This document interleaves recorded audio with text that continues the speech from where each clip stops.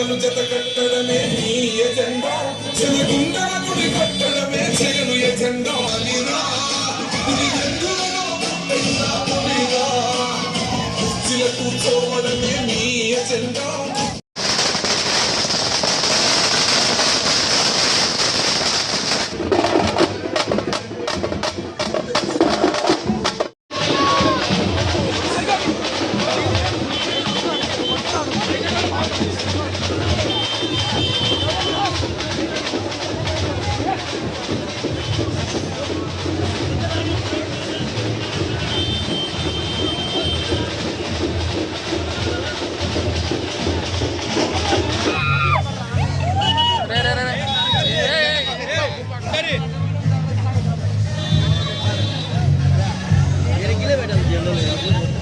ఎన్ని కిలో ఉండాలా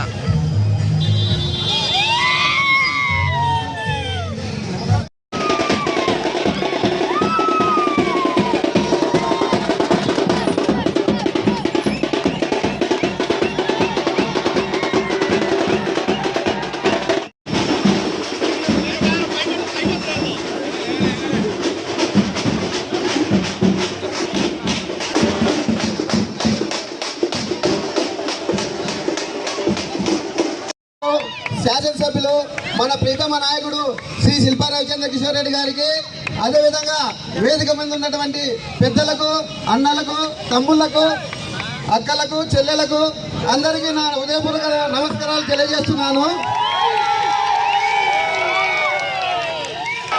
శిల్పా రవీంద్ర నాయకత్వం, జై జగన్, జై జగన్. రేపు మే నెల 13వ తారీఖు జరిగినటువంటి సార్వత్రిక ఎన్నికల్లో మన గుర్తు ఏది? మనం ఎవరిని గెలిపించాలి? మన గుర్తు పొద్దున్నే మనమంతా లేచి ఫ్యాన్కు ఓటేస్తే మన రవేణాను మళ్ళా ఎమ్మెల్యే చేసుకొని మళ్ళా ముఖ్యమంత్రి మన జగన్మోహన్ రెడ్డి గారిని చేసుకున్న తర్వాత మన వార్డుకు అన్న కొన్ని మేము అడుగుతున్నామన్నా, మా వార్డుకు వచ్చేసి 2 కమ్యూనిటీ వాళ్ళు, అదేవిధంగా మా వార్డులో పిల్లలు చాలా చదువుకున్న వాళ్ళు ఉన్నారు, నిరుద్యోగులు ఉన్నారు, వాళ్ళకు కూడా కొన్ని అవకాశాలు కల్పించేవాళ్ళని కోరుతున్నానన్నా. అదేవిధంగా మన వార్డులు ఇప్పుడు జరిగినటువంటి అభివృద్ధి కార్యక్రమాల్లో దాదాపు 30 కోట్లు మన జగనన్న వచ్చినాక మన వార్డుకే 30 కోట్లు ఖర్చు చేయడం జరిగింది. అది ఓన్లీ మన రవీంద్ర ద్వారా జరిగింది.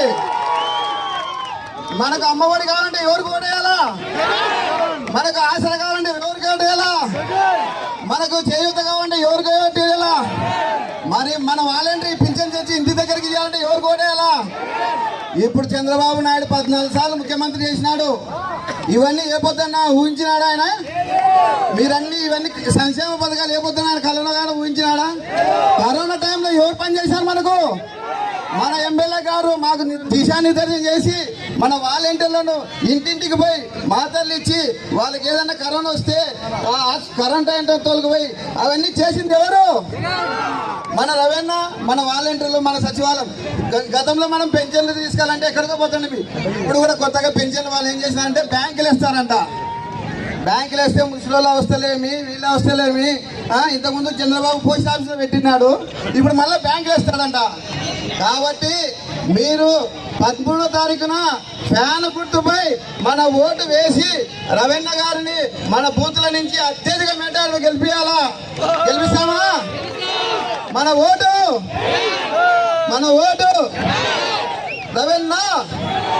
రవీణ నాయకత్వం, రవీణ నాయకత్వం.